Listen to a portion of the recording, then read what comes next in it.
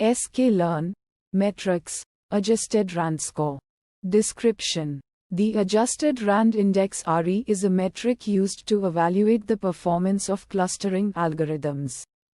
It measures the similarity between two clusterings, taking into account the chance agreement. A higher ARI indicates a greater agreement between the two clusterings.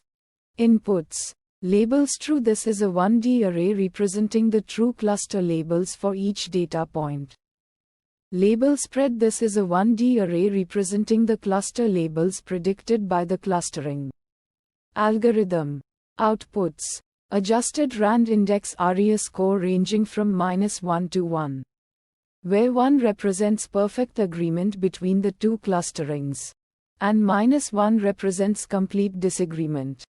Steps: calculate the contingency matrix, which represents the number of data points that are in the same cluster in both the true and predicted labelings. Calculate the expected number of data points that would be in the same cluster by chance. This is done by considering all possible combinations of clusters. Compute the RAND index RI, which is the ratio of the number of pairs of data points that are assigned to the same cluster in both labelings to the total number of pairs. Adjust the RAND index for chance agreement using the formula RI, expected RI max RI. Expected RI. Metrics: Adjusted RAND Index (ARI). Visualization plots. Contingency matrix: a visual representation of the contingency matrix, which can be used to understand the degree of agreement between the two clusterings. Fine-tune parameters: none. Uncertainty methods: none. Challenges and fixes. Challenge 1: the ARI can be sensitive to the number of clusters. If the number of clusters in the true labels is different from the number of clusters in the predicted labels, the ARI will be lower. Sample use case that resulted in challenge 1: you might get a lower ARI if the true labels have 5 clusters but your algorithm predicts 3 clusters. Fixes to challenge 1.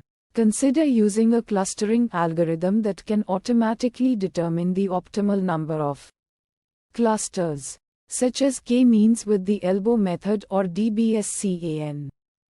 Adjust the number of clusters in the predicted labels to match the number of clusters in the true labels. Challenge 2: the ARI can be influenced by the size of the clusters. If one cluster is much larger than the others, the ARI will be biased towards that cluster.